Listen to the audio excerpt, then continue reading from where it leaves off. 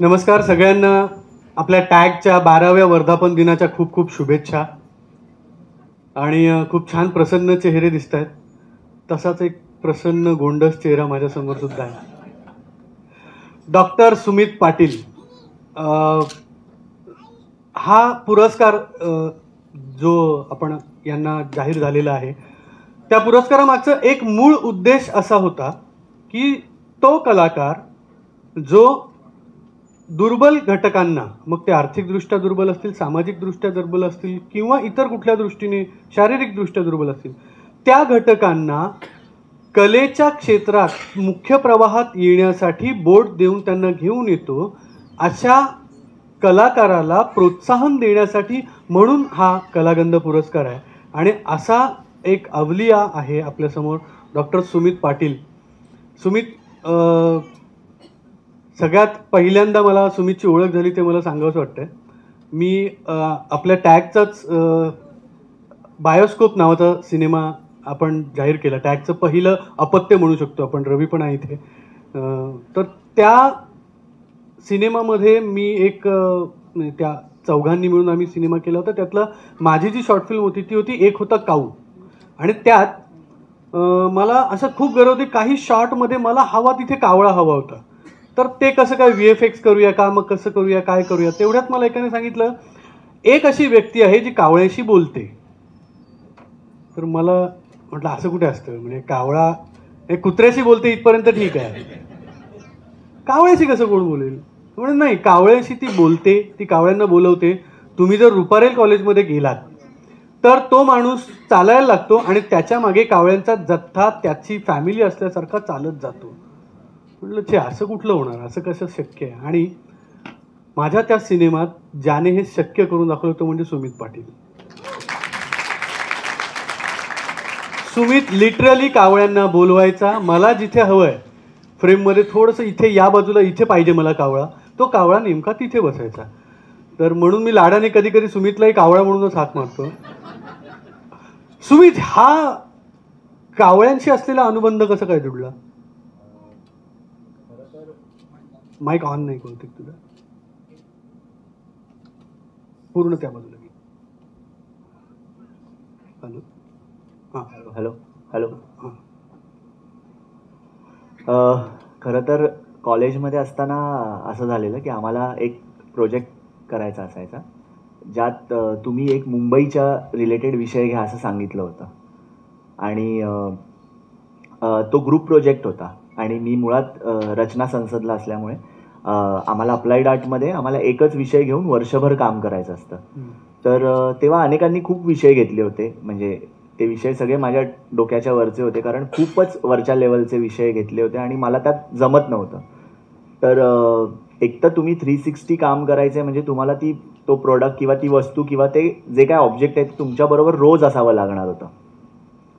आणि म्हणून मी मॅमना म्हटलं की मॅम, मी कावळा विषय घेतोय, तर पण माझ्याबरोबर कोणी यायला तयार नाही आहे ग्रुप प्रोजेक्टसाठी. तर मॅम मला म्हणाल्या, असं नाही चालणार, हा ग्रुप प्रोजेक्टच आहे, असंच करावं लागणार आहे. तर तेव्हा मला मॅम म्हणाल्या की कोणीच येत नसेल आणि तुला जर हा करायचा असेल तर तुला हा एकट्याला करावा लागेल. आणि तेव्हा मी ठरवलं की आपण हा एकट्याने करूयात. आणि मग मी त्या प्रोजेक्टची सुरुवात केली. खरं तर कावळा असा पक्षी आहे की जो कुठेही असतो आणि आपल्या सगळ्यांचं दुर्लक्ष होत असतं, फक्त पितृपक्षात तो आपल्याला आठवतो. पण मला तो रोज आजूबाजूला असल्यामुळे मला त्याचे फोटो काढायला मिळाले, त्याचे इलस्ट्रेशन करायला मिळाले, सगळं करायला मिळालं. आणि ते करत असताना मला कुठेच अडथळा नाही आला. म्हणजे आज इथे करतोय किंवा उद्या मी घरी, आणि आमच्या घराच्या खिडकीवर पण तो यायचा, त्यामुळे घरी पण काम व्हायचं, कुठे असेल तिथे काम व्हायचं माझं. म्हणजे त्यासाठी वेगळा वेळ नाही द्यावा लागला मला. आणि ते सगळं होत असताना मला त्याचे बरेच गुणधर्म कळले की बाबा तो कसा हुशार आहे, तो कशी घरं बांधतो, काय करतो. कसा हुशार आहे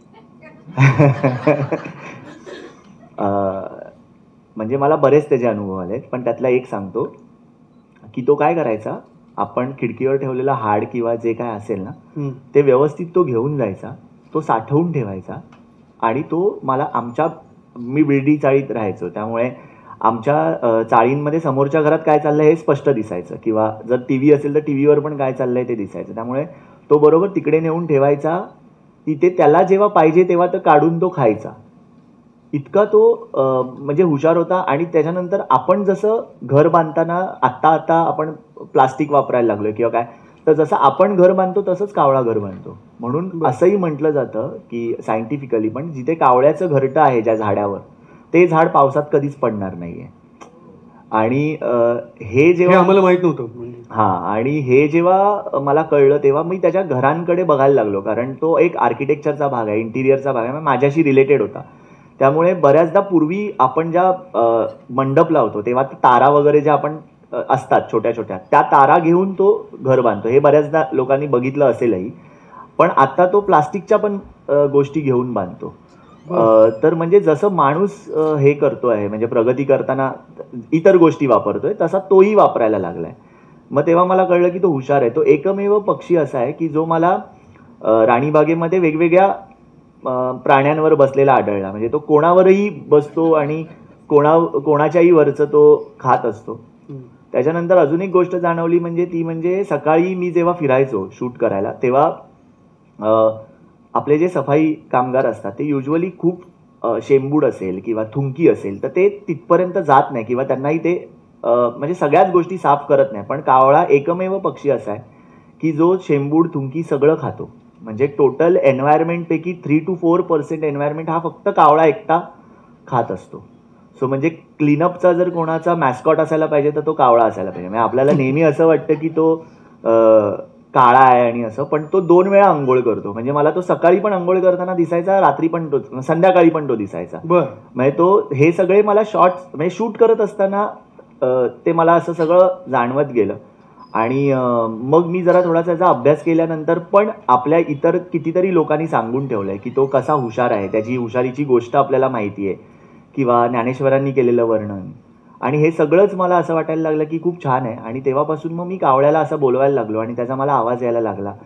मग आपल्या फिल्मला तर त्याचा उपयोग झालाच. पण माझ्या आयुष्यामध्ये पण बोलवतोच म्हणजे नेमकं काय, कसं काय बोलतो तुम्हाला माहिती आता नाही, इथे बोलू शकशील का? आता येणार नाही ना कावळे. पण बेसिकली कावळ्यांचा आवाज काढून मी त्यांना बोलवायचो. आणि मला असं वाटतं की त्यांना, म्हणजे सगळ्याच प्राणी पक्ष्यांना एक प्रेमाची भाषा असते. आपण जर त्यांच्याशी बोलायला लागलो तर ते आपल्याकडे येतात. आणि लोक मला तेच म्हणायचे, अरे तुला आवडून कावळाच काय आवडला असं. आणि त्यामुळे ती गंमत होती. आणि माझा प्रोजेक्टही चांगला झाला त्या वर्षी. मला खूप म्हणजे चांगले मार्क पण मिळाले. इथे रवी सर आहेत, त्यांना माहिती असेल की आमच्या इथे असाइनमेंटना कसे मार्क मिळतात. आणि ते म्हणजे ते चांगले मिळाले आणि मला फार आनंद झाला. त्याच्यानंतर मला सगळेच कावळ्या म्हणून ओळखायला लागले, कारण मी कालाघोडामध्ये मोठा कावळा केला. म्हणजे मला असं दाखवायचं होतं की एखाद्या दुर्लक्षित विषयाकडे आपण जर लक्ष दिलं तर त्यांच्यामध्ये खूप काही गोष्टी असतात, त्या आपण हेरून घेतल्या पाहिजे. आपल्या आयुष्यात पण बदल व्हायला लागतात. आणि तसंच माझ्या बाबतीत पण थोडंफार असेल, कारण मी अचानक एकदम रचना संसदसारख्या मोठ्या कॉलेजमध्ये गेलो होतो. आणि आधीचा आपला बॅकग्राऊंड थोडासा असा मध्यम वर्गातला वगैरे असल्यामुळे आपल्याला थोडं ते, मला भीती वाटायची, कारण सगळेच इतके म्हणजे रोज मॅचिंग शूज वगैरे घालून यायचे. आणि आमच्या फील्डमध्ये युजली ते असतं की सगळं असं टिपटॉप आणि असं सगळं, तर ते आपण कसं मॅच करू शकतो. पण मला असं वाटलं माझ्या असाइनमेंटनी ते मॅच केलं. आणि खरं ना, कावळा हा अत्यंत बदमाश पण प्राणी आहे, पक्षी आहे, मला माहिती आहे. माझा एक मित्र आहे, दिग्दर्शक आहे, मी नाव नाही घेत आता, पण त्याच्या घरी त्याच्या बायकोने ढोकळा बनवला.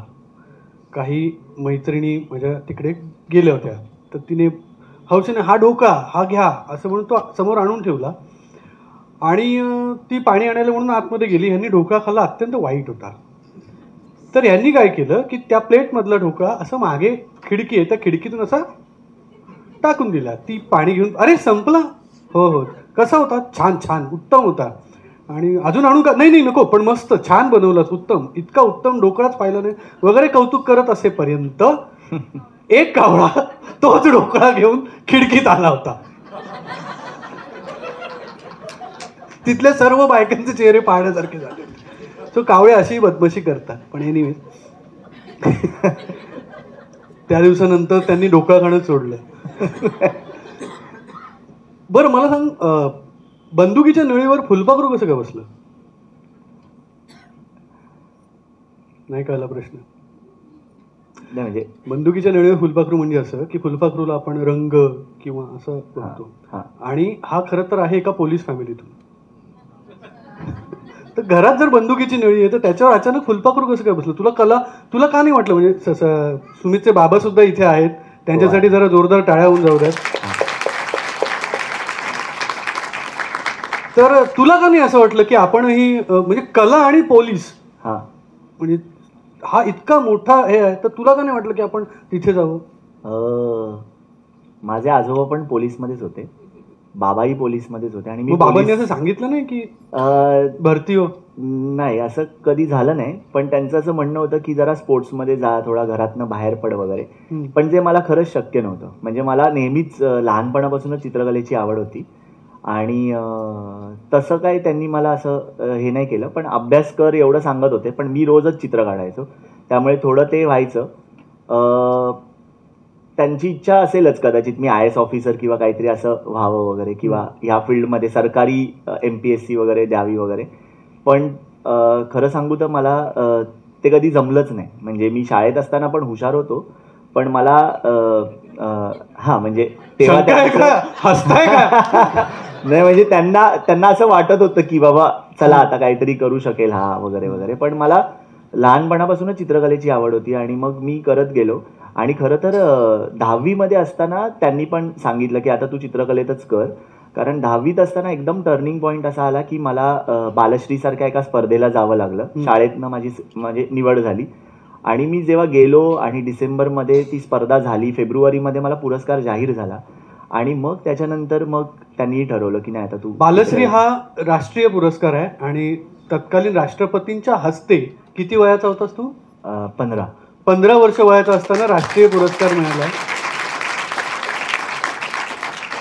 त्या पुरस्काराच्या वेळेचं काही आठवतंय का तुला की तो घ्यायला जाताना किंवा कसं वाटलं? त्या सगळ्या आठवणी खूप चांगल्या आहेत. कारण शाळेतून म्हणजे मी राजा शिवाजी विद्यालयाचा विद्यार्थी आहे आणि किंग जॉर्ज म्हटल्यानंतर आमच्या शाळेचं नावही होतं. शाळेने जेव्हा मला पाठवलं तिथे तेव्हा शाळेतल्या प्रत्येक शिक्षकांनी माझ्यावरती मेहनत घेतली होती. कारण तिथे आम्ही पहिला राऊंड होतो जो शालेय लेवलवरती होतो, दुसरा होतो तो महाराष्ट्र लेवलवरती होतो आणि बालभवन जे मुंबई बालभवन आहे ते तुम्हाला पुढे पाठवतं. मग झोनल लेवलवरती होतो आणि मग नॅशनल लेवलवरती. आणि नॅशनलला मी डिसेंबर महिन्यात गेलो होतो, डिसेंबरच्या 2 तारखेला ते 10 तारखेपर्यंत असा 8 दिवसांचा तो पूर्ण वेळ असतो. आणि सगळ्या झोनमधनं 5-5 मुलं सिलेक्ट झालेले असतात आणि काही दिव्यांग लोक, असे टोटल आम्ही 22 लोक होतो आणि त्यातनं 2च लोकांना पुरस्कार मिळतो. आणि परीक्षक पण 15 होते, म्हणजे 22 लोक आणि परीक्षक 15 होते. त्यामुळे ते आमच्या बरोबरच राहायचे. आम्ही काय खातोय, कसे वागतोय किंवा तुम्ही कुठे जाताय असे वेगवेगळे टास्क असायचे. म्हणजे त्यांनी एकदा आम्हाला एका हॉस्पिटलमध्ये नेलं आणि सांगितलं की कचरा गोळा करा आजूबाजूचा. आणि नंतर विषय दिला आम्हाला की ढगांची आणि सूर्याची लपाछपी चालू आहे असा विषय दिला आणि त्याच्यावरती चित्र काढायचं होतं. आणि ते चित्र तिथल्याच म्हणजे हॉस्पिटलच्या बेड्सच्या वरती त्यांनी नंतर ते डिस्प्ले पण केलं, म्हणजे लावून पण टाकलं लगेच. नंतर आम्हाला एकदा असाच विषय दिला होता की हत्ती पतंग उडवतोय आणि मुंगीनी तिच्या हातामध्ये फिरकी पकडली.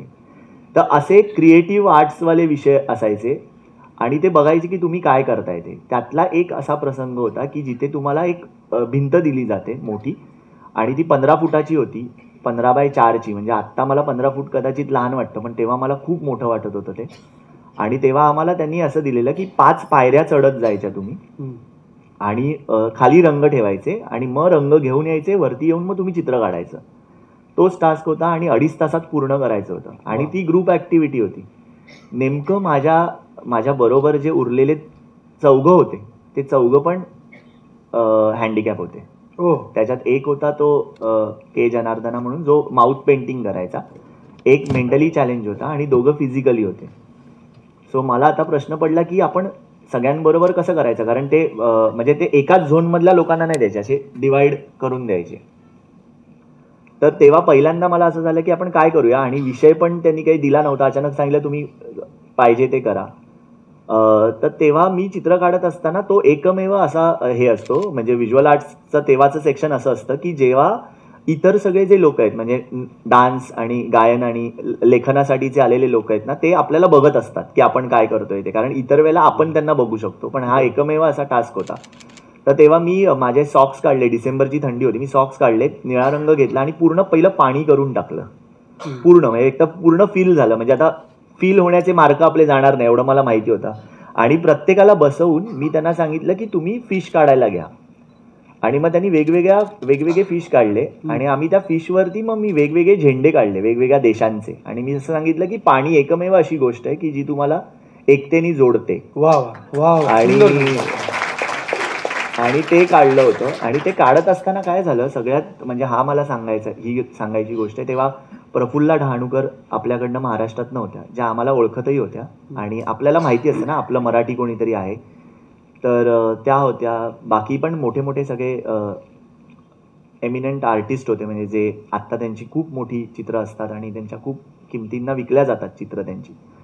तर ते सगळे असताना मनश्री होती पाठीमागे, मनश्री सोमण होती, आणि ती गाण्यासाठी तिची निवड झाली होती आणि तेव्हापासूनचीच आमची ओळख आहे खरं तर. आणि ती तिकडनं पाटणं बोलत होती की वाव दादा काय मस्त फिश काढलेस हे ते, आणि 1 मिनिट मला कळलंच नाही आणि मी पण तिला पाठीवरून थँक्स वगैरे म्हटलं, मी आपलं पुढे काढतोच आहे, 2.5 तासात पूर्ण करायचं आहे. आणि हे सगळं ती म्हणत असताना प्रफुल्लताई ऐकत होत्या, त्या इतर लोकांना सांगत होत्या की ये देखो ये बच्ची को दिखता नहीं है और वो सबको बोल रही है कितना अच्छा किया है, ये वो बोल रही है.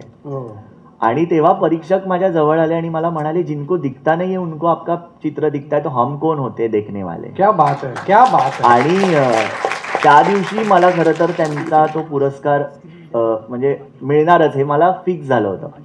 मला त्या पुरस्कार मिळणार होता त्याचा आनंद होता, पण मला त्याच्यापेक्षा जास्त आनंद हा होता की मी APJ कलामांना भेटणार आहे. कारण कलाम होते तेव्हा, आणि तेव्हा ते अग्निपंख वगैरे पुस्तक असं शाळांमध्ये जस्ट दिलं गेलं होतं, वाचलं होतं, आणि त्यामुळे मला भेटायचंच होतं त्यांना. आणि तो प्रसंग मग म्हणजे माझी तीच इच्छा होती की त्यांना भेटणं, आणि त्या पुरस्काराच्या निमित्ताने ती पूर्ण झाली.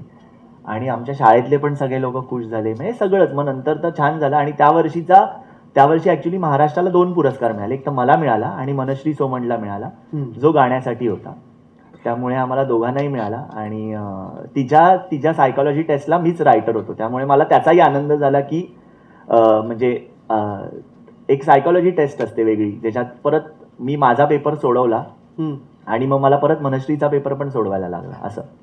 सो तिच्यासाठी पण रायटर म्हणून मीच गेलो होतो. आणि पण म्हणजे हे आता जसं तू मनश्री बरोबर तुझं असोसिएशन सांगितलंस, तर अशा लोकांसोबत जे दिव्यांग आहेत किंवा फिजिकली चॅलेंज आहेत असं म्हणूया आपण, त्यांच्यासोबतचं तुझं हे असोसिएशन तेव्हापासूनच आहे, वर्ष 15 पासून? हा, कारण तेव्हा शाळेत असताना आमच्या शाळेमध्ये एक युनिट होतं जिथे असे म्हणजे दृष्टीबाधित लोक पण होते आणि मतिमंद पण होते, तर त्यांना आपल्याला त्यांचे पेपर लिहायला जावं लागायचं. बरं. तर ते समजा ते त्यांच्या इयत्तेप्रमाणे जर 9वीत असतील, आम्ही 8वीत असताना आम्ही त्यांचे पेपर लिहायचो. अच्छा. हा, तर हे प्रत्येक शाळेमध्ये बऱ्यापैकी शाळेमध्ये आहेत असं. तर मी ते पेपर लिहित असताना त्यांच्याशी ओळख असायची, म्हणजे आमची चांगली मैत्री पण व्हायची. तेव्हा मला नेहमी असं वाटायचं की यांना सगळं येतं आणि ते एकदम हुशार असतात, ते जे सांगतात तेच आपण लिहितो ना. कारण तसंही म्हणजे 9वीतला अभ्यास आपण कधी 8वीत करत नाही, पण कधी कधी आम्ही जाताना थोडं वाचून जायचो, म्हणजे काही अगदीच हे झालं तर. पण त्यामुळे मला नेहमी वाटायचं की अरे यार खूप छान, हे सगळे हुशारच असतात ती मुलं.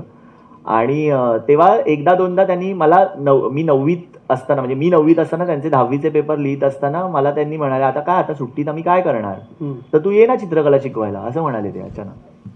तर मला असं झालं की आता व्हिज्युअली इम्पेअर्डना आपण चित्रकला कसं शिकवणार. पण मग नंतर हळूहळू मला मनश्रीनी सांगितलं की नाही मला चित्रकला शिकायचीच आहे तुझ्याकडनं, तू मला शिकव. आणि मग तेव्हा मी हे ऐकत असताना की एक व्यक्ती जिला दृष्टी नाही आणि ती सांगते की मला चित्रकला शिकव, तसं थोडं काळजात चर्र झाल्यासारखं. हा, म्हणजे मला एकदम ते झालं. आणि कारण काय आहे, काही आता दृष्टी बाधित लोकांमध्ये पण वेगवेगळे प्रकार असतात. काहींना दृष्टी म्हणजे डोळे असतात आणि दृष्टी नसते. काही लोकांना दृष्टी असते पण अगदी पर्सेंटेज वाईज असते, त्यांना आपण म्हणतो ना की त्यांना पार्शली ब्लाइंड आहेत ते. मनश्रीला तर डोळेच नाहीयेत, म्हणजे मनश्रीला तर डोळाच नाहीये, तिचा पूर्ण डोळा काहीच नाहीये तिला, आणि तिचे डोळे पापण्या पूर्ण पहिल्यापासूनच बंद होत्या, त्यामुळे तिला प्रकाशाचं पण तिला फक्त प्रकाश कळतो थोडाफार, बस तेवढंच. बाकी तिला काहीच मला इंटेन्सिटी पण सांगता यायची नाही. मग तिला माहिती असायचा हा गोल आहे, हा त्रिकोण आहे. मग हळूहळू मी तिचा हात पकडून तिला शिकवलं. तिला पहिला गणपतीचंच चित्र काढायचं होतं, कारण खूप लोकांकडनं ऐकलेलं होतं. तर मग मी पहिलं तिला चित्रकला शिकवली. मग मी तिला त्याला म्हणजे मी चित्र काढलं तिला हाताला धरून. मग मी तिला म्हटलं, आता तुला हे कळणार नाही रंगवायचं कसं ते. मग मी तिला त्याला धागा लावून दिला, म्हणजे लोकरीचा धागा जो असतो तो त्याच्या आउटलाईनला लावून दिला. मग तिने तो फील केला. मग तिला हे डोळे आहेत, हे कान आहे, तिला एवढं कळत होतं. मग मी तिला पहिले खडूच्या रंगाने शिकवलं, पण त्यांना कॅनव्हासच पेंटिंग करायचं होतं. मग परत ॲक्रेलिक कलर आले. असं सगळं त्यांना पण अशा पुढच्या गोष्टी करायच्या होत्या. मग हळूहळू ते करत असताना तिला शिकवलं आणि तिने एका शो मध्ये बोलून दाखवलं की सुमित दादा मला चित्रकला शिकवतोय. मग मला अनेक शाळांमधनं फोन आले. त्यातल्या कमला मेहता मध्ये मी शिकवायला लागलो सुरुवातीला. हिंदमाताला जवळच होती शाळा. आणि मग तिथे शिकवत असताना माझ्या एक गोष्ट लक्षात आली की हे आपण नसताना सुद्धा चित्र करू शकतायत, फक्त त्यांना रंग दिसत, म्हणजे रंग कळत नाहीये. मग त्यावेळेला माझ्या असा मनात एक विचार आला की आपण ह्या रंगांबरोबर काय करू शकतो, की त्याला आपण लेबल लावूयात का ब्रेलमध्ये. तर तेही लावलं. पण म्हटलं ते ब्रेलमधलं लेबल किती दिवस टिकणार आहे, आणि चुकून समजा ते झाकण दुसऱ्या डबीला गेलं तर काय करायचं, मग दोघांना पण लावायचं का, असं खूप विचार केला. मग एक दिवस मी असा विचार केला की आपण ह्यात गंध घालूया. आणि मग लालमध्ये मी माझ्याकडचं गुलाबाचं अत्तर घातलं पहिल्यांदा. आणि मी त्यांना सहज विचारलं की हे काय वाटतंय तुम्हाला. तर ते म्हणाले गुलाब. म्हणजे कुठला रंग. तर ते म्हणाले लाल. बस. मग ही अत्यंत क्रांतिकारी संकल्पना ठरलेली आहे आपल्या देशात. हे आपल्या माहितीसाठी मी त्याच्याकडून सगळं, आपल्या देशात ही संकल्पना आली, ही जगात कुठेही नव्हती. ही डॉक्टर सुमित पाटील यांनी इंट्रोड्यूस केलेली संकल्पना. मग नंतर हिरव्या रंगासाठी मी तुळशीचा वापर केला. पण तुळशीचा गंध जो असतो तो काही काळाने डार्क होतो थोडा. मग मी विचार केला की आपण चहा पिताना लेमन ग्रास वापरतो. मग लेमन ग्रासचा गंध वापरला. मग पिवळ्याला चाफा, पांढऱ्याला मोगरा असे रंग करत मी गेलो. हळूहळू मला असं जाणवलं की आपल्याकडे म्हणजे ग्रीनसाठी लेमन ग्रास लोकांना माहिती आहे, पण मी जेव्हा काश्मीरसारख्या ठिकाणी शिकवायला गेलो तेव्हा त्यांना ते कळत नव्हतं. मग त्यावेळेला मी केवड्याचा वापर केला त्यांच्यासाठी, ग्रीनसाठी. पण मग हळूहळू मी असं बाहेरगावच्या देशांमध्ये, जेव्हा मी आता मलेशियामध्ये गेलो आणि तेव्हा शिकवलं, तेव्हा त्यांना चाफा माहीत नव्हतं, कारण तिकडे ते फुलच नाहीये. मग त्यावेळेला विचार केला की आपण जसं गंधांमधनं जसे मी रंग दाखवले तसे टेस्टमधनं दाखवूया. मग त्यावेळेला मी पहिल्यांदा आंब्याचा जो गंध आहे, म्हणजे ते जे ऑइल आहे, इसेन्शियल ऑइल, ते मी येलोमध्ये घातलं.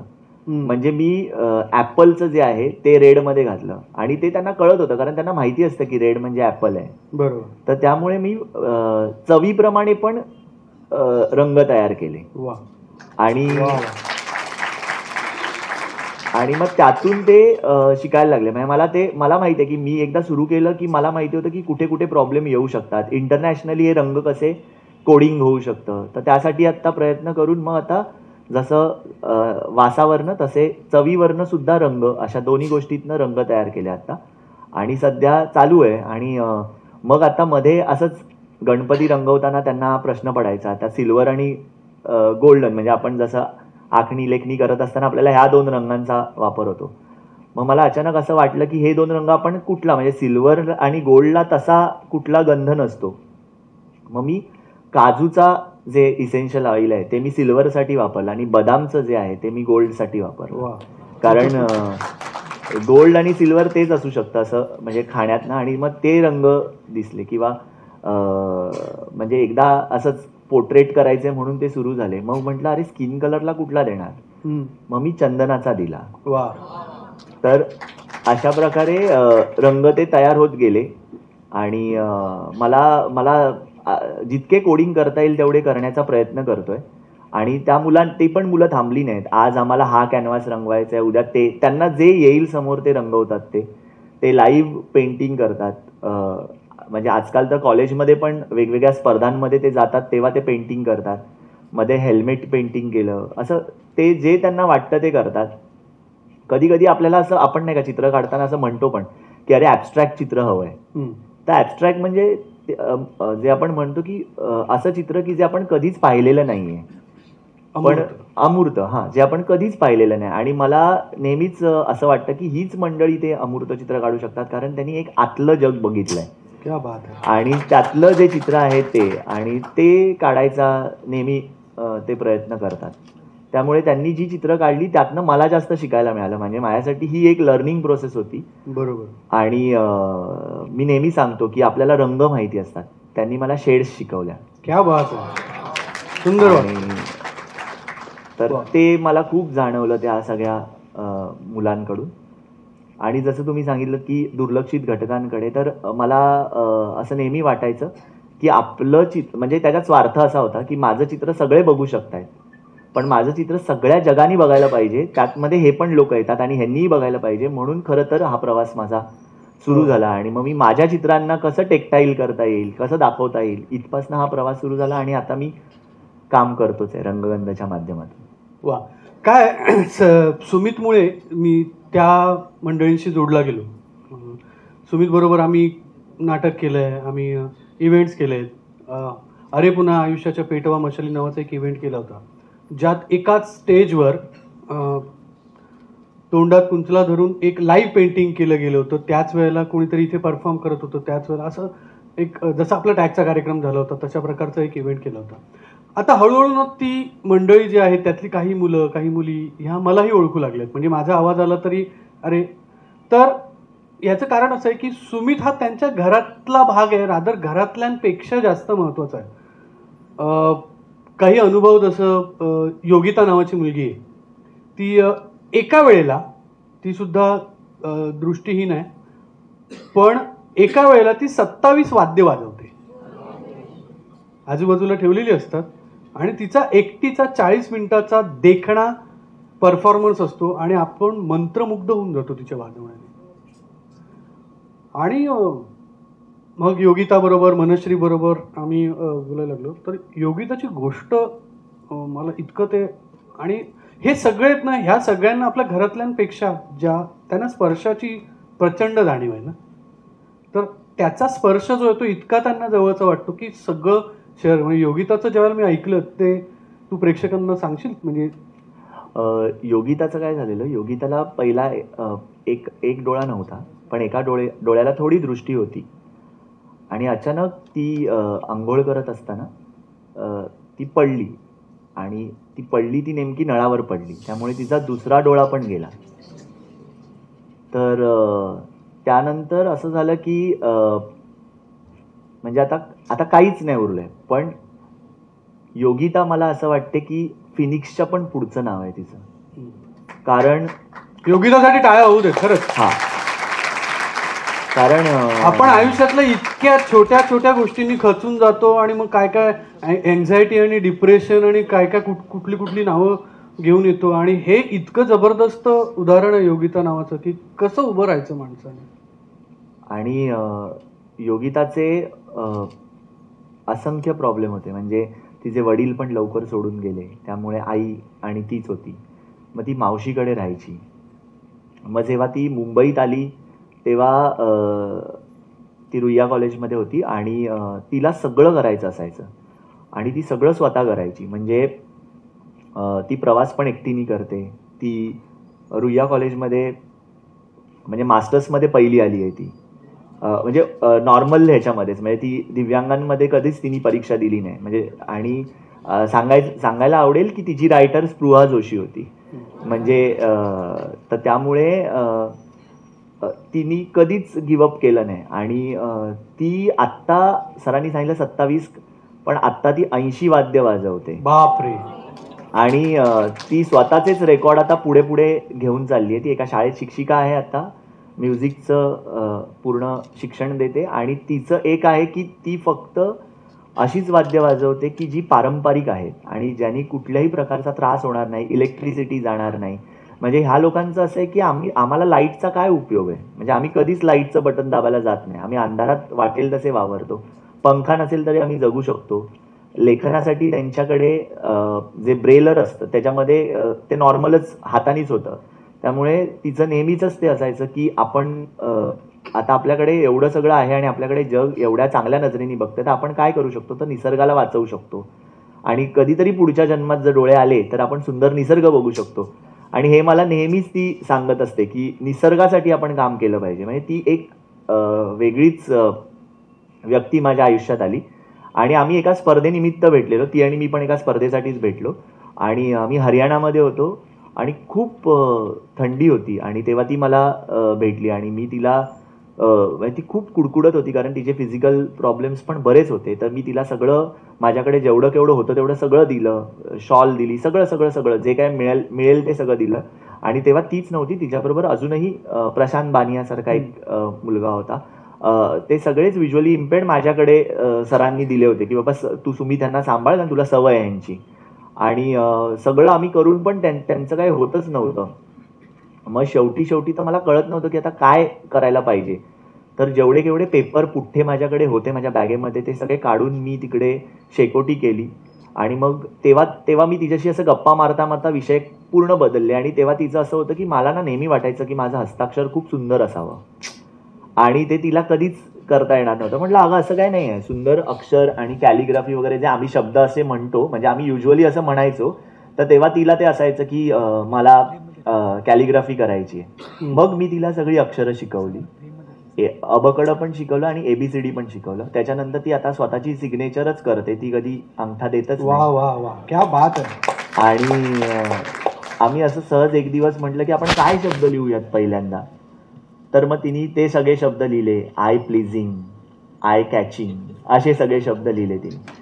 आणि तर मला नेहमीच ती कायम मला ती अशी वाटते की एक तर ती सकारात्मकता घेऊनच येते, तिचा ऑरा पण वेगळा आहे. आणि ती एकदा सुरू झाली म्हणजे तिच्या वाद्यातनं एकदा बोलायला सुरू झाली की ती थांबतच नाही. त्यामुळे ती मला नेहमीच इन्स्पायरिंग वाटते. त्यामुळे योगिता एक वेगळं पर्व आहे, मनश्री एक वेगळी आहे. त्याच्यानंतर बरेच असे हे असतात की त्यांना शारीरिक उणिवा असतात, पण ते कधी आपल्याला जाणीव करून देत नाही. पण इतर गोष्टी ज्या मी म्हणजे सरांबरोबर मी नेहमी डिस्कस करायचो की लीगल मॅटर्समध्ये आपल्याला काय करता येईल. आणि हा खूप महत्त्वाचा विषय, कारण आमचा एक असाच एक मित्र आहे, मी त्याचं नाव नाही घेत आहे, ठाण्यातच राहायचा. आणि अचानक त्याच्या आईवडिलांचा ॲक्सिडेंट झाला आणि ॲक्सिडेंटमध्ये दोघंही गेले. तो मेंटली चॅलेंज मुलगा. हां, आणि त्याला दिसतही नाही, म्हणजे दोन्ही गोष्टींचा प्रॉब्लेम होता थोडा. आणि तो 1 महिन्यानंतर तो म्हणजे तो एकदमच असा हे झाला होता, असा कंप्लीट हलला होता. आणि त्याच्यानंतर तो बाहेरच राहायचा, म्हणजे तो स्टेशनलाच राहायचा. तर मी म्हटलं, अरे तुझं एवढं प्रशस्त घर आहे, मोठं घर आहे, तू का असा राहतोयस किंवा काय होतंय. तर त्याच्या भावाच्या बायकोनी त्याला घरातनं बाहेर काढलं होतं आणि त्यांना असं सांगितलं की अरे तुझं घरच नाही आहे आणि सगळं नावावर आमच्याच केलंय. त्याला आता माहीतही नव्हतं ना की आता काय नावावर असणार काय नसणार, दिसतही नाहीये. ते पेपरही लिगल म्हणजे ब्रेलमध्ये नव्हते. त्यामुळे तेव्हा आमचं खूप बोलणं झालं, आम्ही खूप प्रयत्न पण केले, पण तसं काही घडलं नाही. पण त्याच्यातनं काहीतरी मार्ग काढायला पाहिजे, कारण दर महिन्याचे 5-5 हजार देणं म्हणजे वकिलाला देणं हे पण काय सोपं नव्हतं. सो मग त्याच्यानंतर त्याला आम्ही मसाज आणि फिजिओथेरपी शिकवलं आणि आता तो हिंदमाताला छान काम करतोय ह्या फील्डमध्ये आणि तो महिन्याला एक 20-25 हजार रुपये कमवतोय. सो तिथपासनं आज तो घर पण घेऊ शकेल आता, असं मला वाटतंय. तर ते असे त्यांना खूप प्रॉब्लेम्स असतात आणि ज्याच्यामध्ये आपल्याकडे टेक्निकल सपोर्ट नसल्यामुळे किंवा आता आपल्याकडे कुठेही आपण गेलो तर ह्या मुलांसाठी ब्रेलमध्ये कधीच हे बनत नाहीत, म्हणजे त्यांचे जे सगळे लिगल डॉक्युमेंट असतात ते कधीच बनत नाहीत. मग त्यासाठी आम्ही प्रयत्न करतोय आणि आता माझी मुलं स्वतःहून बोलतात की आम्हाला ब्रेलमध्ये पण करून द्या. वी आर रिक्वेस्टिंग की अंडर दिस केस आम्हाला तुम्ही ब्रेलमध्ये करून द्या. कारण जेव्हा 21 पासून जेव्हा दिव्यांग हा शब्द पण त्यांना मिळाला आणि त्याच्यानंतर त्यांच्यासाठीच्या बऱ्याच आज संकल्पना पण चांगल्या राबवल्या जात आहेत, त्यांच्यासाठी कामही केलं जात आहे. त्यामुळे मला असं वाटतं की त्याच्यातही आता बदल व्हायला लागले आहेत, म्हणजे त्यांच्या ॲक्सेसिबिलिटीसाठी पण आणि त्यांच्या टेक्निकल गोष्टींसाठी पण. त्यामुळे हळूहळू हे सगळं होत आहे. फक्त तेच आहे की त्यांच्या फक्त शारीरिक प्रॉब्लेम बरोबर हेही प्रॉब्लेम येऊ घातलेले असतात. त्याला कसं आपण हे करू शकतो. आणि तेव्हा सरांनी जसा उल्लेख केला की आम्ही एक कार्यक्रम केला होता तेव्हा ती गोष्ट आहे खरं तर खूप 2015 वगैरेची. आणि तेव्हा माझ्या सगळ्या मुलांना खूप पैशांची गरज होती. मी सरांना जाऊन सांगितलं की सर बघा, काही करा तुम्ही 50-50 हजार तरी द्या, कारण ती खूप मोठी अमाऊंट असेल आणि सगळ्यांना ना मास्टर्सच्या पुढचं शिक्षण पण करायचं आहे, हे पण करायचं आहे. तर ते सरांनी लगेच ऐकलं, ते सरांनी लगेच दिलं, त्या सगळ्यांना पैसेही मिळाले. आणि त्यातले काही लोक होते ते बाहेरून आले होते. म्हणजे त्यातलं मी एक नाव घेतो, सरिता द्विवेदी म्हणून. तर तिला दोन्ही हात आणि दोन्ही पाय नाही आहेत, तर ती तोंडाने चित्र करते. आणि ती आत्ता आपली पॅरालॉम्पिक प्लेयर आहे, जी थ्रोबॉल करते. सध्या तिचे खूप फोटो व्हायरल होत आहेत. आणि तिने तेव्हा एक फॅमिलीचं चित्र काढलेलं, लाईव्ह चित्र काढलं होतं. सो असे बरेच लोक, त्यातली एक योगिता होती, त्यातली एक मनश्री होती, असे सगळेच लोक त्या कार्यक्रमात होते. आणि त्या पैशांमुळे ते काहीतरी करू शकले, म्हणजे त्यांना काहीतरी त्या मिळालेल्या गोष्टीतनं. कारण आत्ता असे कुठलेच आपल्याकडे हे नाही आहेत, म्हणजे अशा योजना नाही आहेत की त्यांना पटकन शिकता येईल. आणि युजली सामान्य माणसांचा तोच एक प्रॉब्लेम होतो की हे काय करणार आहे, पण हे काय करणार आहे त्याच्या पुढे जाऊन त्यांनी जर थोडा विचार केला तर हे खूप काही करू शकतात. हे त्यांच्याकडनं प्रूव्ह झालेलं आहे आता. हो, म्हणजे तू जे नाटक केलंस, हां, मला वाटतं इथेच आपण त्याचा शो पाहिला. तर त्या नाटकात सर्व दिव्यांग मुलं, किती एकूण मुलं होती? 7 मुलं. 7 मुलं अख्खं नाटक दिव्यांग मुलं ज्यावेळेला सादर करत होती, त्यावेळेला आपल्याला आपली लाज वाटली पाहिजे इतका उत्तम परफॉर्मन्स त्यांनी केला होता. अर्थात सुमितने ते नाटक डिरेक्ट केलं होतं. सुमितचा तसा जो आपण ज्या पुरस्कारासाठी आपण त्याला कलागंध, की त्या मुलांना मुख्य प्रवाहात आणण्यासाठी केवळ त्यांच्याबद्दल सहानुभूती व्यक्त करत बसत नाही, तो उठून काहीतरी करतो. त्याने उठून मुख्य प्रवाहात आणायचं म्हणजे काय करायचं, त्यांना ह्या स्टेजवर परफॉर्म करायला लावलं आणि ते व्यावसायिक नाटक केलं. तो केवळ एक प्रयोग नव्हे, तर ते व्यावसायिक नाटक केलं. ते घेऊन तू दुबईलाही गेलास. दुबईमध्ये सुद्धा त्या नाटकाचे शो लावले यांनी, ह्याच्या पदर खर्चाने, आणि ते पण. तर हा जो प्रवास आहे, खरं तर सुमित बरोबर, म्हणजे आपल्या टॅगचे तर त्याच्या 12 मास जे आपण नाटक केलं, त्या 12 मासचं नेपथ्य, त्याच्यासाठी त्याला पुरस्कार आहे. अनेक तुझ्या नावावर कुठले कुठले विक्रम आहेत ते जरा सांग. म्हणजे हो, म्हणजे मला सचिन तेंडुलकर कसा असतो तसा, अरे हा पण रेकॉर्ड याच्या नावावर आहे, हा पण आहे, हा म्हणजे आत्ताच नुकताच आम्हीच एकत्र एक काम केलं, त्याच्यात सुद्धा एक आम्ही एक 100 फुटाची, म्हणजे मला नेहमी असं वाटतं की एखादा विषय जर लोकांपर्यंत पोहोचवायचा असेल तर जरा तो लार्जर दॅन लाईफ करावा. तर तेव्हा मी सरांना सहज म्हटलं की लाडक्या बहिणीच्या निमित्ताने खूप लोकांना पैसे मिळाले आहेत आणि खूप लोक आम्हाला सांगत होते की आम्हाला हे पैसे मिळाल्यामुळे आम्ही काहीतरी करू शकलो. तर त्यातल्या काही आम्ही निवडक महिला एकत्र घेतल्या होत्या आणि त्यांना गोधड्या शिवता येतात. मी त्यांना गोधड्या शिकवायला नाही गेलो, पण मी त्यांना कलर कॉम्बिनेशन शिकवले की हे कलर्स असे करू शकतो, किंवा पोर्ट्रेट म्हणजे काय असतं, असं. अशा आमच्या ओळखी काही असणाऱ्या महिला होत्या. त्यांच्याकडनं आम्ही 100 फुटाची लांब गोधडी करून घेतली, ज्यात ह्या सगळ्या, म्हणजे CM साहेबांचा आणि मोदींचा, आता उपमुख्यमंत्री, उपमुख्यमंत्री एकनाथ शिंदे सरांचा, आणि सगळ्यांचंच त्याच्यामध्ये योगदान असलेल्या सगळ्या लोकांचे आम्ही पोर्ट्रेट केले होते आणि ती मोठीच्या मोठी गोधडी केली. त्याचा आम्ही इंडिया बुक ऑफ रेकॉर्ड केला. तर मला असं वाटतं की त्यांना हा एक जो रेकॉर्ड आहे हा प्रोत्साहन देतो, आणि त्यांनाही असं वाटलं की एवढी मोठी गोधडी आपण करू शकलो. म्हणजे त्यांनी जेवढ्या गोधड्या महिन्याभरात केल्या असतील त्या एकत्र जोडल्या असत्या तरी ते 100 फूट झालं असतं, पण एकत्र 100 फूट काम करणं, तर हे थोडंसं डिफिकल्ट होतं. आणि जे त्यांनी केलं, असे बरेच, आम्ही एकदा एका तासामध्ये 108 गणपती केलेले, जे की सगळ्या चॅलेंज मुलांनी केले होते. आणि त्यात काही मुलं म्हणजे डेफ अँड डम होती, कर्णबधीर आणि मुकबधीर होती. तर असे सगळ्या मुलांनी मिळून एक आम्ही पुण्यामध्ये एक रेकॉर्ड केला. योगितानी 49 मिनिटामध्ये 50 वाद्य वाजवण्याचा रेकॉर्ड केला. म्हणजे असं आम्ही वेगवेगळे रेकॉर्ड ह्याच्यासाठी करतो, कारण त्यांनाच कळतंय की आपल्याला काहीच लिमिटेशन्स नाही आहेत.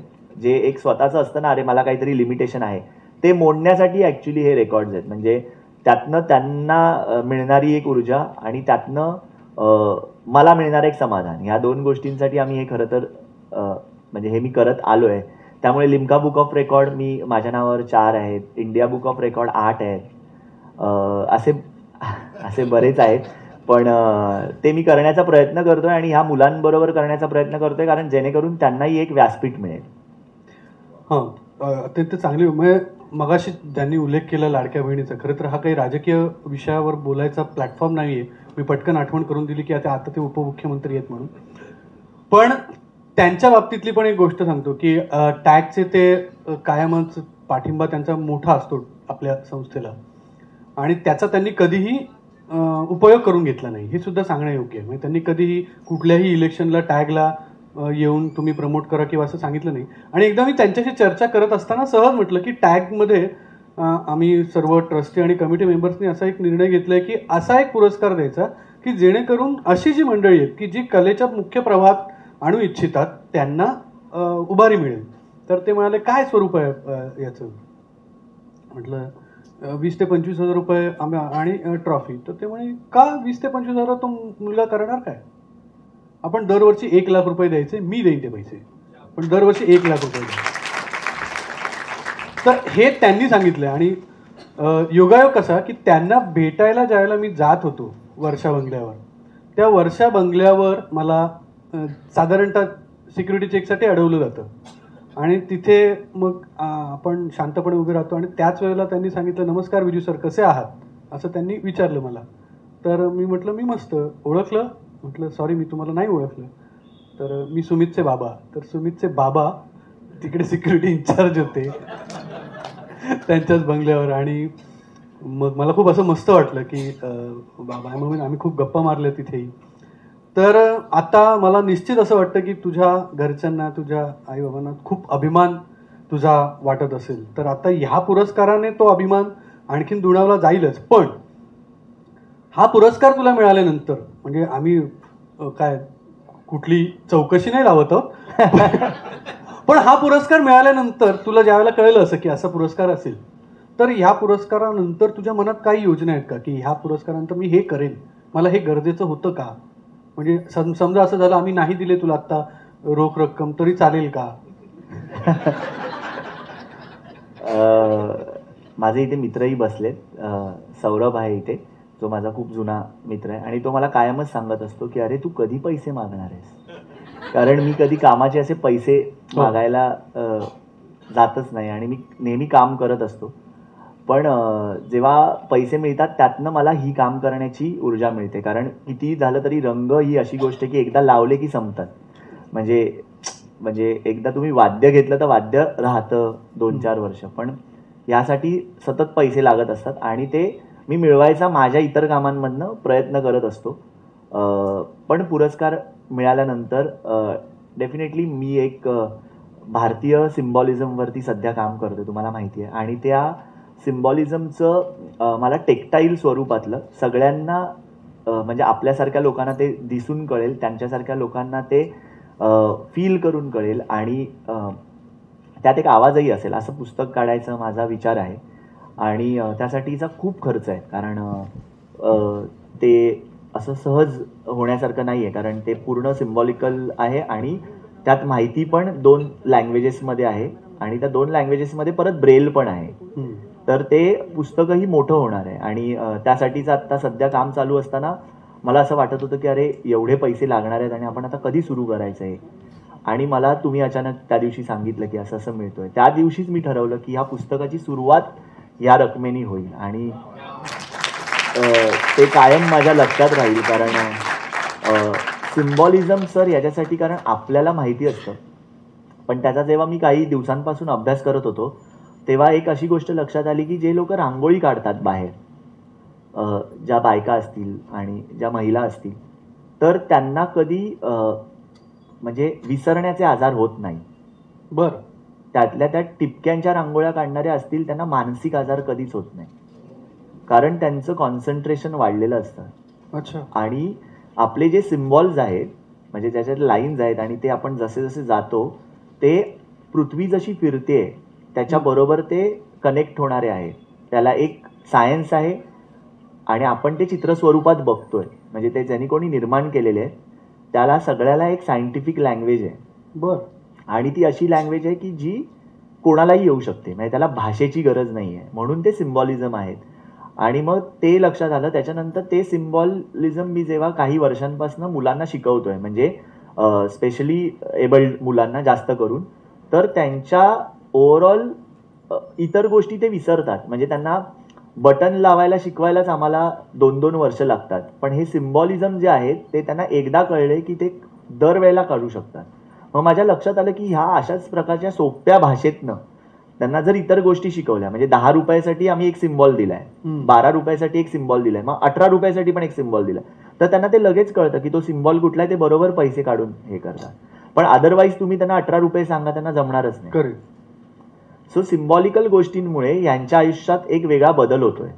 आणि जो बदल जर अशा प्रकारचं टेक्टाईल पुस्तक आलं तरच त्या मुलांना कळेल, त्या मुलांना वाचनातून कळेल. म्हणजे उदाहरणार्थ आता योगिता आपण स्वस्तिक काढू शकते पटकन, मग त्याच्यासाठी बघायची गरज नाही, तिला येतंय आता ते. पण ते शिकण्यासाठी ते टेक्टाईल पुस्तक असणं गरजेचं आहे. आणि म्हणून त्या पुस्तकाच्या साठी आता माझे सगळे जे प्रयत्न चालू आहे, तर त्याच्यासाठीच खरं तर कलागंध, म्हणजे जे म्हणतो ना आपण बी आज रोवलं जाणार आहे, ते हेच आहे. त्यामुळे आम्हाला टॅगला पण अभिमान वाटतो रे आता.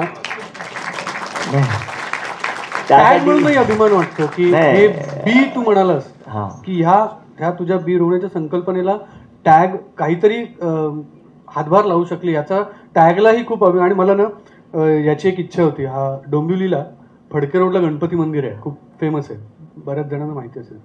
ह्याची खूप इच्छा आहे, मला खूप दिवस तो मागे लागलाय की तिथे आपण ज्यावेळेला मंदिरात जातो त्यावेळेला आपल्याला वाचण्यासाठी गणपती स्तोत्र आहे, त्यांना वाचण्यासाठी ब्रेल लिपीतलं गणपती स्तोत्र त्याला तिथे करायचंय. तर तिथेच नाही तर त्याचं असं म्हणणं की आपण का नाही असं करू शकत की सगळ्या मोठ्या मंदिरांमध्ये त्यांनाही उपासना करण्याचा हक्क आहेच की, मग त्यांच्यासाठी आपण विचारच नाही करत. मंदिराला पायऱ्या आहेत, त्या पायऱ्यांवरून ते कसे काय वर जाऊ शकतील याचा आपण विचारच नाही करत. तर त्याच विषयाला वाहिलेलं ते नाटक खरं तर होतं की प्रत्येक गोष्टीत विचार व्हायला हवा या घटकांचा. तर हे जे तुझे पुढचे उपक्रम आहेत त्याला गणपती बाप्पा आशीर्वाद देईलच.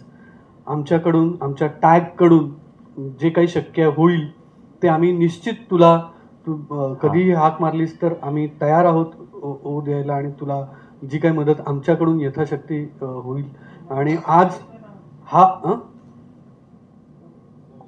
अच्छा, कोणाला काही प्रश्न आहे का? बरं बरं बरं.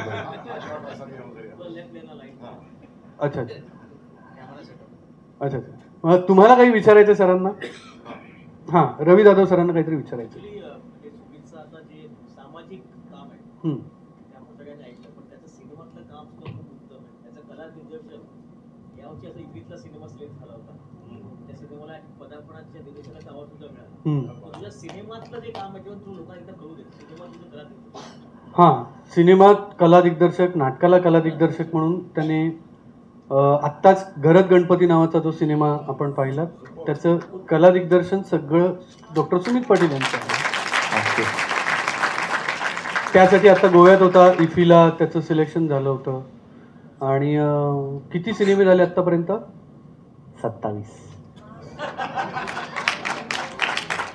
27 सिनेमांचे कला दिग्दर्शक आहेत. आणि हे सगळं करून नाटकं किती झाली? 69.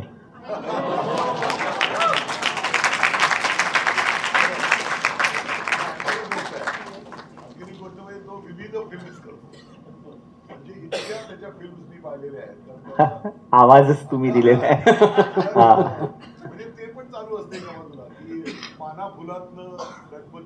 हो, शेताला कट करून विठ्ठल तयार करणे आणि त्याचा ड्रोन शॉट करणे. म्हणजे कापणी ज्यावेळेला होते तर तो तुम्ही शॉट बघितला असेल ना, विठ्ठल आहे भात कापलेला, तो डॉक्टर सुमित पाटील यांचा आहे. आणि त्याबरोबर ना कसं आहे, हे सगळं करणं, इच्छा असणं, त्याच्यात असलेली सामाजिक चॅलेंजेस पण आहे. म्हणजे शबनम नावाची एक मुलगी आहे, तर तिच्याबद्दल पटकन निघता थोडं ते चॅलेंजेस पण कसे असतात आणि त्याला कसं हँडल करायला लागतं. खरं तर शबनमनी एक तरंग नावाची शॉर्ट फिल्म केलेली, ज्यासाठी मला विजू सरांनी जशी मदत केली, रवी सर आहेतच इथे, त्यांनी मदत केली. तर काय होतं, कधी कधी म्हणजे मराठी सिनेमा आणि त्यात शबनमसारखी मुलगी, म्हणजे जी खरं तर मुस्लिम समुदायाकडनं आलेली, तर बऱ्याचदा तिलाही प्रॉब्लेम व्हायचे. म्हणजे तिच्या घरातल्यांना हे मान्य नसायचं हम्म. आणि अजूनही मान्य नाही आहे. पण ती एका मराठी शाळेत शिकत असल्यामुळे आणि तिने हे काम केल्यामुळे तिला मिळालेली एक जी पब्लिसिटी होती किंवा ती आज लोकांना सगळ्यांना माहिती आहे की ती लता म्हणूनच तिला सगळे ओळखतात त्या सिनेमामुळे. तर मला कुठेतरी असं वाटतं की प्रत्येकाला एक म्हणजे जसं आता त्यांना व्यंग आहे तसंच त्यांच्याकडे एक आलेली अशी एक बॅरियर्स आहेत आणि ते पण तोडून ते काम करतात. तेव्हा मला असं वाटतं की आपणही तेवढंच चांगलं काम केलं पाहिजे. आणि म्हणून मग तिच्या अनेक प्रॉब्लेम्स आहेत आत्ता, कारण तिच्या घरी खूप बहिणी आहेत, मग तिला एकटीलाच राहावं लागतं, ती हॉस्टेलमध्येच राहायची. मग आता असं बऱ्याच गोष्टी होत असताना पण तिने खूप छान पद्धतीने आता काम केलंय आणि ती करते चांगलं काम. म्हणजे त्यामुळे तो एक तर असं सगळं आहे. आणखीन कोणाला काही प्रश्न आहेत? हां, सीमाताई.